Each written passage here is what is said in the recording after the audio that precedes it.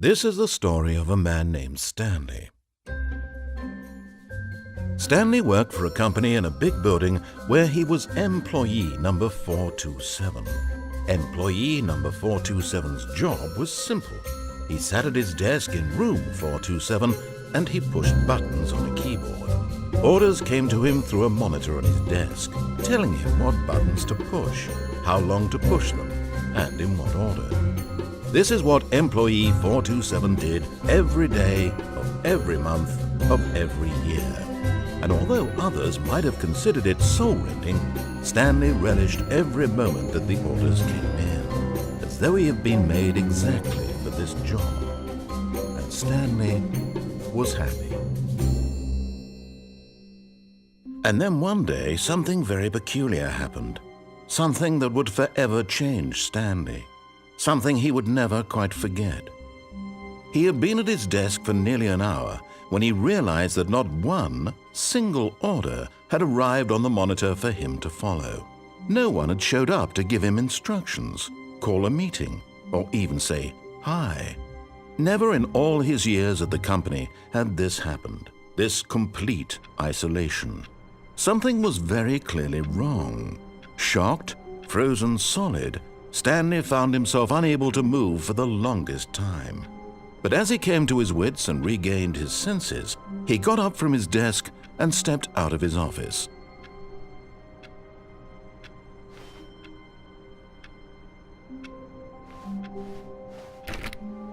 All of his co-workers were gone. What could it mean? Stanley decided to go to the meeting room. Perhaps he had simply missed a memo.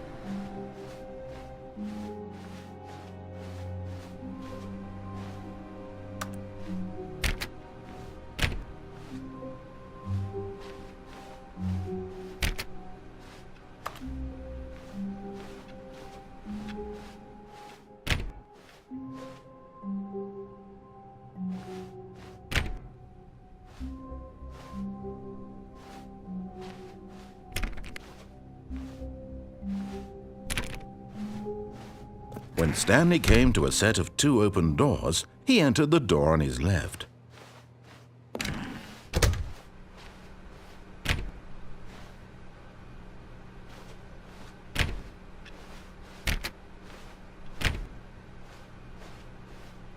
Yet there was not a single person here either. Feeling a wave of disbelief, Stanley decided to go up to his boss's office, hoping he might find an answer there. Stanley stepped into the broom closet, but there was nothing here, so he turned around and got back on track.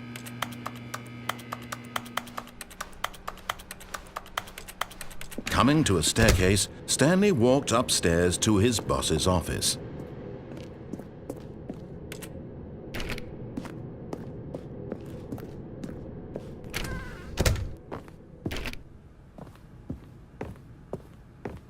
Stepping into his manager's office, Stanley was once again stunned to discover not an indication of any human life. Shocked, unraveled, Stanley wondered in disbelief who orchestrated this. What dark secret was being held from him? What he could not have known was that the keypad behind the boss's desk guarded the terrible truth that his boss had been keeping from him. And so the boss had assigned it an extra secret PIN number, 2845. But of course, Stanley couldn't possibly have known this.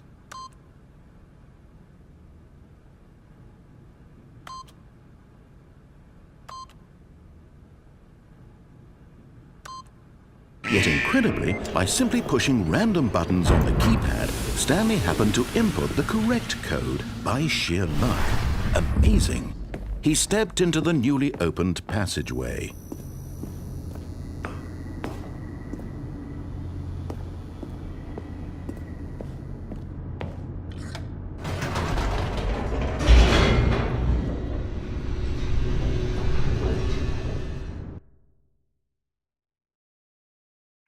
Descending deeper into the building, Stanley realized he felt a bit peculiar. It was a stirring of emotion in his chest, as though he felt more free to think for himself, to question the nature of his job. Why did he feel this now, when for years it had never occurred to him? This question would not go unanswered for long. Stanley walked straight ahead through the large door that read Mind Control Facility.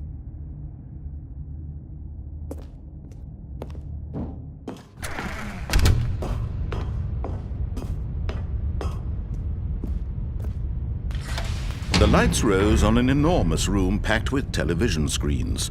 What horrible secret did this place hold? Stanley thought to himself. Did he have the strength to find out?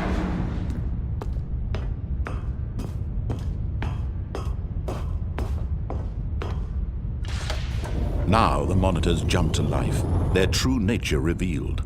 Each bore the number of an employee in the building, Stanley's co-workers.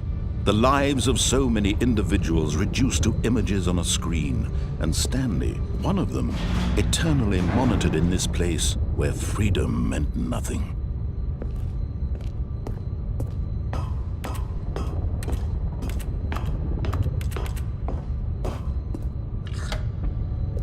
This mind control facility, it was too horrible to believe. It couldn't be true. Had Stanley really been under someone's control all this time? Was this the only reason he was happy with his boring job? That his emotions had been manipulated to accept it blindly? No, he refused to believe it. He couldn't accept it. His own life in someone else's control? Never! It was unthinkable, wasn't it? Was it even possible? Had he truly spent his entire life utterly blind to the world? But here was the proof, the heart of the operation. Controls labeled with emotions, happy or sad or content. Walking, eating, working, all of it monitored and commanded from this very place. And as the cold reality of his past began to sink in, Stanley decided that this machinery would never again exert its terrible power over another human life. For he would dismantle the controls once and for all.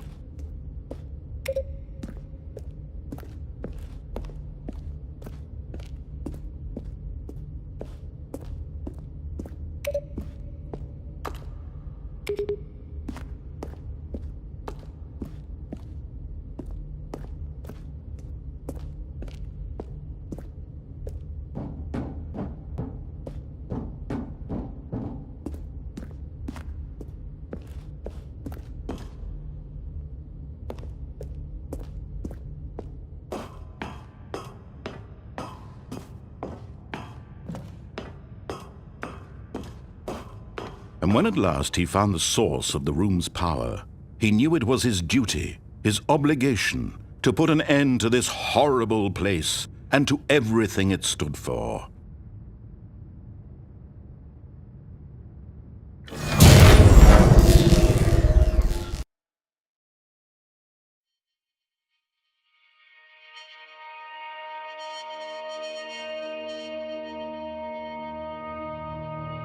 Blackness and a rising chill of uncertainty. Was it over? Yes! He had won! He had defeated the machine, unshackled himself from someone else's command. Freedom was mere moments away. And yet, even as the immense door slowly opened, Stanley reflected on how many puzzles still lay unsolved. Where had his co-workers gone? How had he been freed from the machine's grasp? What other mysteries did this strange building hold? But as sunlight streamed into the chamber, he realized none of this mattered to him, for it was not knowledge or even power that he had been seeking, but happiness. Perhaps his goal had not been to understand, but to let go. No longer would anyone tell him where to go, what to do, or how to feel. Whatever life he lives, it will be his. And that was all he needed to know. It was perhaps the only thing worth knowing. Stanley stepped through the open door.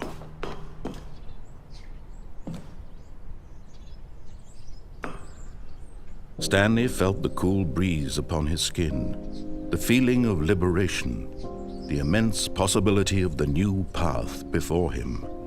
This was exactly the way, right now, that things were meant to happen. And Stanley was happy.